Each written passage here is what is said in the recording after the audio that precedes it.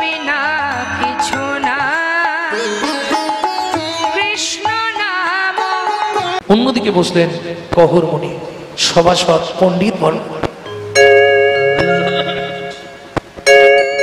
বারবার তিনবার বন্দি যে হারিল, বন্দি যে হারিল, চতুর্থবারে কহর মুনি হারিয়া যে গেল, হারিয়া যে গেল।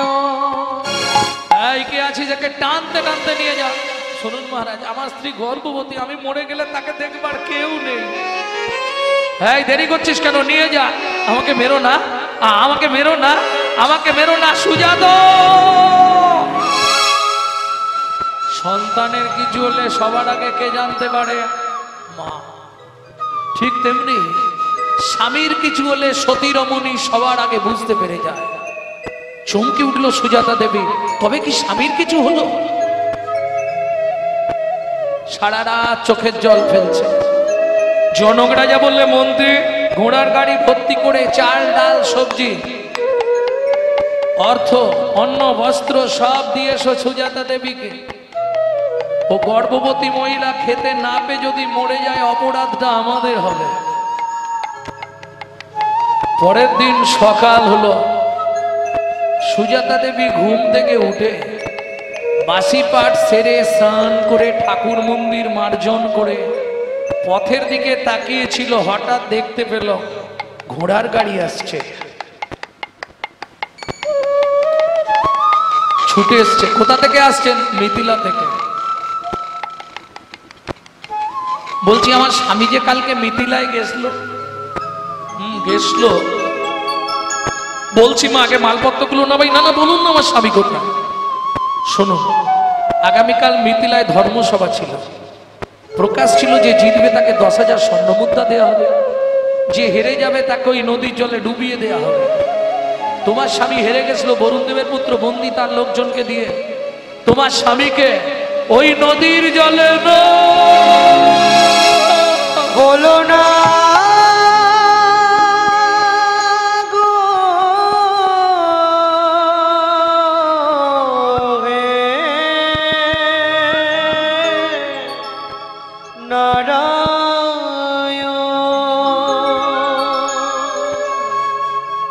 জানি না কি এমন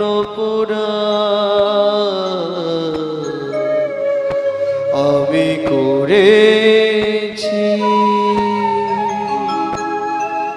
যার লাগি তুমি আমায় সাজা দিলে, বলে দাও ভগবান,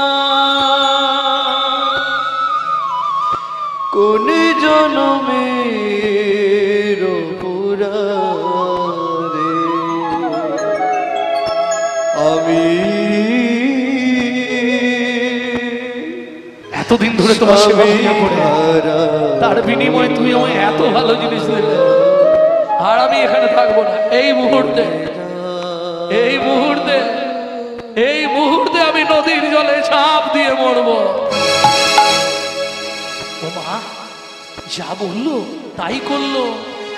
ছুটিতে ছুটিতে তবে নদী তীরে আইলা, ছুটিতে ছুটিতে তবে নদী তীরে আইলা, জলে ঝাঁপ দেবে বলে ভাবিতে লাগিলা, জলে ঝাঁপ দেবে বলে মনেতে ভাবিলা।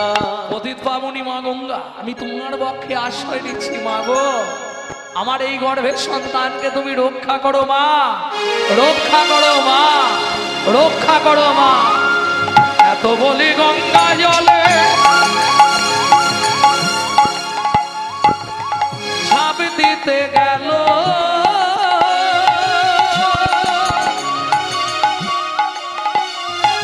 গর্ভজাত শিশু তখন কাঁদিয়া উঠিল, গর্ভজাত শিশু তখন কাঁদিয়া উঠিল, আমায় তুমি মারবে কেন, আমায় তুমি মারবে কেন, আমায় তুমি মারবে কেন, আমায় তুমি মারবে কেন, কি অপরাধ করেছি মা, আমায় তুমি মারবে কেন।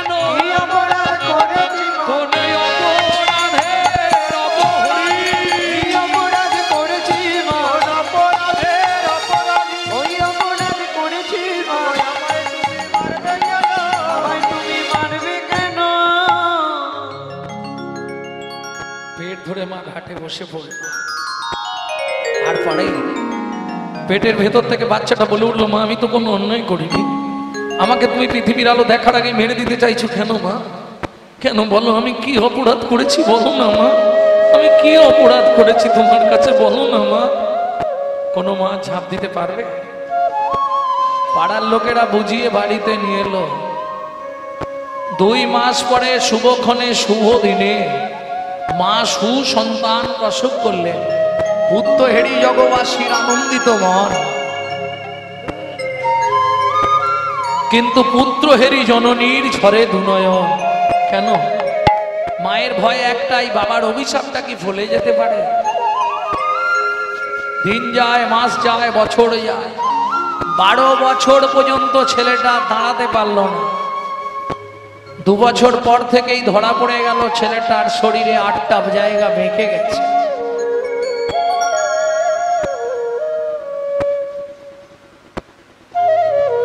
বারো বছর পর্যন্ত দাঁড়াতে পারেনি। তারপর আস্তে আস্তে লাঠি ধরে ধরে যদিও দাঁড়ালো, মা দেখলেই শুধু কাঁদে, ছেলেটার দিকে তাকালেই মা কাঁদে গো।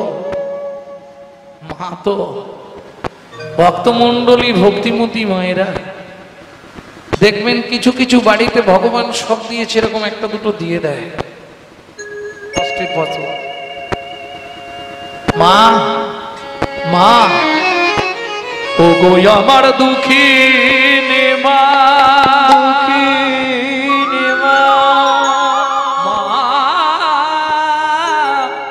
আমার মা, মা গো কি দুঃখে তো নয়ন ঝরে, ও মা আমায় মা গো কি দুঃখে তো নয়ন ঝরে, ও মা আমায়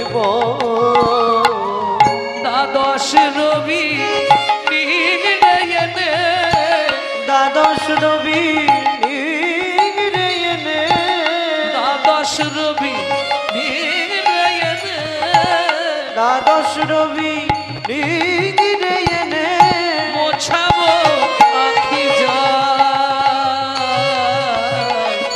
ও মা আমায় বল। মা গো কি দুঃখে তো নয়ন ঝরে, ও মা আমায় মাগো কি দুঃখে তো নয়ন ঝরে, ও মায়া মায় দেখি মা দেখি কি করো, তোমার হাত দুটো আমার মাথায় দাও, আশীর্বাদ করো, আমি তোমায় ভাগবত শোনাবো। না, কোনোদিন ভাগবত করবি না, কোনোদিন ভাগবত শুনবি না, কোনোদিন ভাগবত স্পর্শ করবি না মা। কেন মা? এই ভাগবত পাঠ শুনতে বসেই তোর শরীরের চেহারাটা এইরকম হয়েছে না মা? এই ভাগবত পাঠের জন্য তোর বাবা মারা গেছে, আর ভাগবত আমি প্রণাম করে নিয়েছি, ভাগবত আর শুনবো না মা? না, এটা হতে পারে না। ভাগবত কারো নষ্ট করে না, ভাগবত কারো চরিত্র নষ্ট করে না, ভাগবত কাউকে মৃত্যুদণ্ড দেয় না। শোনো, কোনো মানুষের যদি চরিত্র নষ্ট হয়ে যায়, বিজ্ঞান পারে না তা সংশোধন করতে, তা পারে একমাত্র চৈতন্য কথামৃত কিংবা ভাগবত লীলামৃত।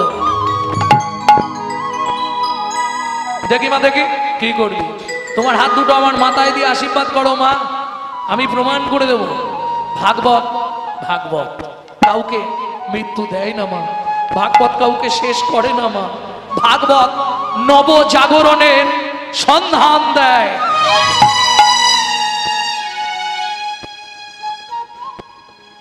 এই মুহূর্তে আমি যাব কোথায়?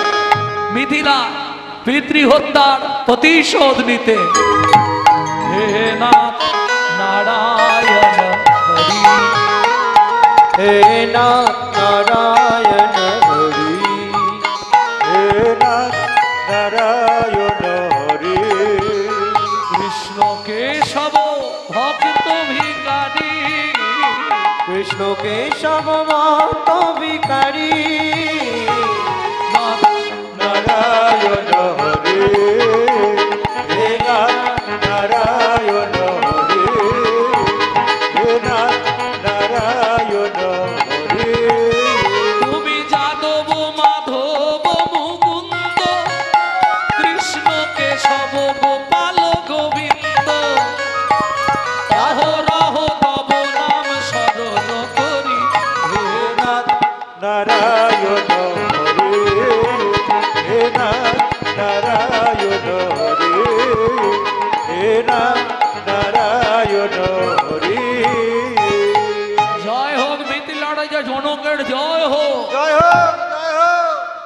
মহারাজ দ্বার দেশে চলুন, একটা ছেলে এসছে, দাঁড়াতে পারছে না, লাঠি হাতে আছে, বলছে তোমাদের জমিদার রাজাকে ঢেকে দাও।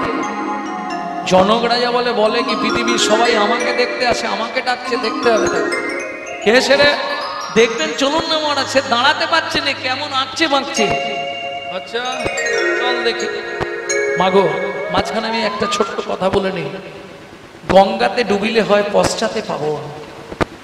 যেমন মাধ্যমিক উচ্চ মাধ্যমিক দিলে আপনি 3 মাস পরে ফলটা জানতে পারবেন, ঠিক তেমনি গঙ্গায় যদি কেউ স্নান করে নিয়ম মেনে, তাও বেশিরভাগই গঙ্গায় স্নান করে কেন? মানুষ পুণ্য অর্জন করার জন্য, তাই তো? কিন্তু আমি হিসাব দেখিয়ে দেবো, বেশিরভাগ মানুষ গঙ্গায় স্নান করে মানে পাপ করতে যায়। নিয়ম মেনে কেউ চলে না, নিয়ম মেনে চলতে হবে গঙ্গায় স্নান করতে গেলে, এটা মাথায় রাখবেন। অনেকেই আছে শটান করে গিয়ে গঙ্গার জলে পা দিয়ে দিল, অপরাধ হয়ে গেল। গঙ্গাকে প্রণাম করে তার জল তুলে আগে মাপ দিতে হয়, তারপর গঙ্গায় পাটা নামানো যাবে, তার আগে নামানো যাবে না। গঙ্গার তীরে দাঁড়িয়ে কাউকে কোনো কিছু দান করলে পাপ করা হয়, গঙ্গায় গাত্র দহন করলে পাপ করা হয়, গঙ্গার তীরে তেল সাবান মাখলে পাপ করা হয়, গঙ্গায় মুখের জল কুলকুচি করে ফেললে পাপ করা হয়, গঙ্গার জলে থুতু ফেললে পাপ করা হয়। কোথায় লেখা আছে? শিব পুরাণের 1 থেকে 10 পৃষ্ঠা পড়ে নেবেন। শিব পুরাণের 1 থেকে 10 পৃষ্ঠার মধ্যে গঙ্গার নিয়মাবলী দেওয়া আছে। ভক্তমণ্ডলী, ভক্তিমতী মায়েরা, তাহলে চলুন, গঙ্গায় স্নান করলে 3 মাস পরে আপনি ফল পাবেন, রেজাল্ট। কিন্তু গঙ্গাতে ডুবিলে হয় পশ্চাতে পাবন, দর্শনেই তোমার দেহ পবিত্র হবে, এটাই বৈষ্ণবের গুণ। জনক রাজার মতো রাজা সীতার বাবা ওই ছোট্ট ছেলেটাকে দেখেই হাত দুটো জোড়ো করে বলে উঠলো, কে বাবা তুমি? আমায় আপনি চিনবেন না। এই অবস্থা তোমার অনেক কারণ। তোমার নাম কি? মায়ের পেটে থাকতে বাবা রাগ করে নাম দিয়েছিল অষ্টবক্রা। কে তোমার বাবা? যাকে কদিন আগে আপনার এখানে ডুবিয়ে মারা হয়েছে। বলছি মহারাজ, আপনার এখানে বরুণদেবের পুত্র বন্দী আছে। আচ্ছা, ওকে একবার ডেকে দিন তো। ও কত বড় বাপের বেটা আমি দেখতে চাই, কত ভাগবত শিখেছে। শুনুন মহারাজ, ওকে বলে দিন, ও তো ভাগবত মুখস্থ করে ভাগবত শিখেছে, আর আমি মায়ের পেটে বসে ভাগবত শিখে তবে বাইরে এসেছি। নিতাই গৌর হরি হরি বল। ডাকা হলো বরুণদেবের পুত্র বন্দীকে, মুখোমুখি বসানো হলো ভাগবত তত্ত্ব আলোচনা। যে শ্লোকটা বলে 12 বছরের ছেলে ভুল প্রমাণ করে দেয়। তুণ্ডে তাণ্ড বিনির অতিমিতনতে তুণ্ডাবলী লব্ধায় কর্ণ কৌড়ি করম্বিনী ঘটায়তে কর্ণ বুদিভ্য চেত প্রাঙ্গণ সঙ্গিনী রাজস্যম ন জানে জানতি কি অদ্ভুতমৃতম কৃষ্ণ ইতি বর্ণদ্বয়ী। যখনই এই ভাগবতের শ্লোকটি বলেছে, তখনই অষ্টবক্র 3টে তালি দিয়ে বলে উঠলো, এটাও ভুল। কোথায় ভুল? ভালো করে শুনে নিন।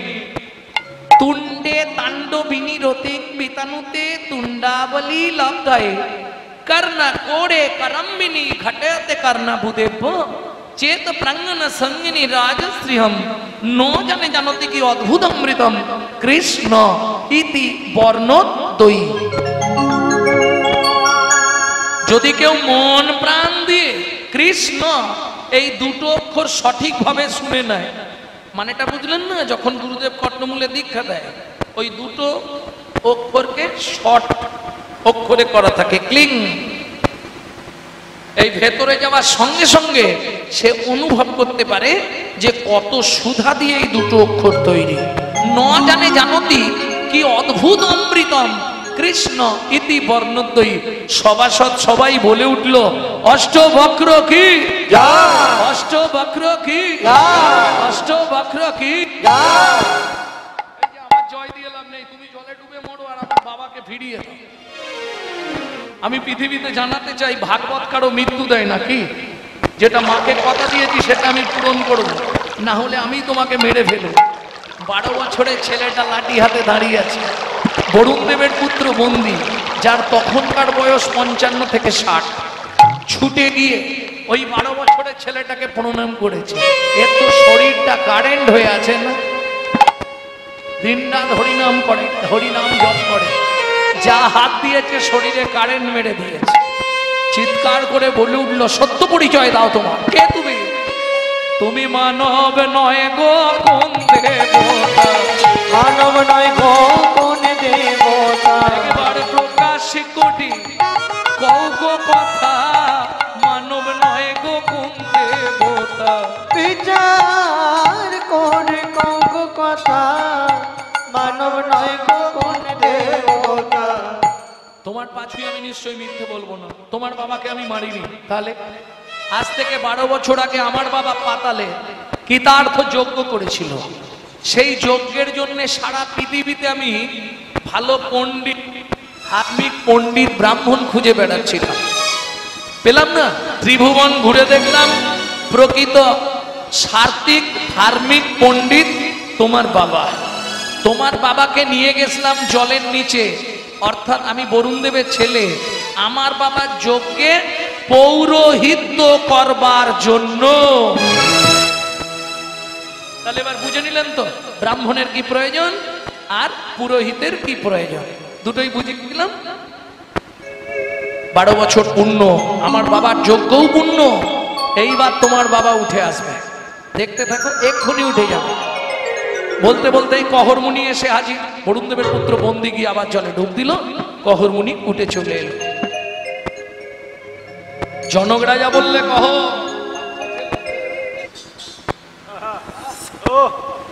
কি বলছেন মহারাজ? এই বাঁকাটা আমার ছেলে। এই বাঁকা, এই কার ছেলে? এই বাঁকা কার ছেলে? বাবা, নিজের ছেলেকে অস্বীকার করছো? সেদিনের শ্লোকটা তোমার মনে নেই বাবা? কি শ্লোক? যদ্বৈতম ব্রহ্মোপনৌষধি তদ্ভাবস্য তনুভা য আত্মা অন্তর্যামী পুরুষ ষড়ৈশ্বর্য জয় হো ভগবান। বাবা, আমি বলেছিলাম শ্লোকটা তুমি ভুল বলেছো, বিনিময়ে তুমি আমায় অভিশাপ দেবে। আজও বলছি বাবা, শ্লোকটা তুমি ভুল বলেছিলে। কেন? ষড়ৈশ্বর্য জয় হো ভগবান, এটা হয় না বাবা, কোনদিন হবে না। ষড়ৈশ্বর্য পূর্ণ পূর্ণ পূর্ণ ব্রহ্ম ভগবান। ছুটে গিয়ে কহরমুনি ছেলেকে বুকে জড়িয়ে ধরলো। খোকা, আমি ভুল করেছি বাবা। ভুল করেছো, আর কি হবে? সেই ভুলের মাসুল আমাকে সারা জনম দিতে হবে। না, দিতে হবে না। কি করবে? তোকে একটা মন্ত্র শিখিয়ে দেবো, চল গঙ্গার তীরে, ওই নদীতে তুই স্নান করবি, মন্ত্রটা জপ করবি, তোর শরীরের 8টা মাঘ ওই নদীতে চলে যাবে। দক্ষিণ ভারত বেড়াতে গেলে নদীটা দর্শন করে আসবেন। অষ্টবক্রের কৃপাপ্রাপ্ত নদী মঙ্গা। যা ডুব দিল নদীটা 8টা ভাগ হয়ে গেল। অষ্টবক্রের 8টা ভাগ নদীতে চলে গেল। সুঠাম সুন্দর চেহারা নিয়ে পিতা পুত্রে দুজনে করিল গমন। পিতা পুত্রে দুজনে করিল গমন। পিতা পুত্রে দুজনে করিল গমন। পিতা পুত্রে দুজনে করিল গমন। জননী নিকটে আসি দিল দর্শন। জননী নিকটে আসি দিল দর্শন। মা, ওমা, কিরে আমি? ওমা, তোর এই চেহারা হলো কি করে? হ্যাঁ, এক ভাগবত হয় ভাগবত শাস্ত্র, এক ভাগবত হয় ভাগবত শাস্ত্র, আর এক ভাগবত হয় ভক্তি রসের পাত্র, আর এক ভাগবত হয় ভক্তি রসের পাত্র। যার গৃহে এখনো তো তোমাকে আসল কিছু দেখায়নি। বাবা, বাবা, বাবাকে কোথায় পেলি? আসছে বাবা, ভেতরে এসো। শোনো মা, আর গৃহে নিত্য নিত্য ভাগবত হয়, যার গৃহে নিত্য নিত্য ভাগবত হয়, তাহার থাকে না মাগো মরণের ভয়। তাহার থাকে না মাগো মরণের ভয়। নিত্য নিত্য যেই জন করে শ্রবণ, নিত্য নিত্য যেই জন করয় শ্রবণ, অন্তিমেতে পায় রাধা গোবিন্দ চরণ। অন্তিমেতে পায় রাধা গোবিন্দ চরণ। যার গৃহে নীতি নীতি ভাগবত হয়, যার গৃহে নীতি নীতি ভাগবত হয়, তাহার থাকে না মাগো মরণের ভয়। তাহার থাকে না মাগো মরণের ভয়। যার গৃহে একখানি ভাগবত রয়, যার গৃহে একখানি ভাগবত রয়, কোনো কালে কোনো দিন বজ্রপাত না হয়। কোনো কালে কোনো দিন বজ্রপাত না হয়। ওমা, সেদিন তুমি বলেছিলে খোকা ভাগবত পড়বি না, ভাগবত শুনবি না, আজকে কি বলবে? খোকা ভাগবত পড়বো মা। পড়তে শুরু করলো ভাগবত। আমরা তো শুনতে আসছে আজকে কারা?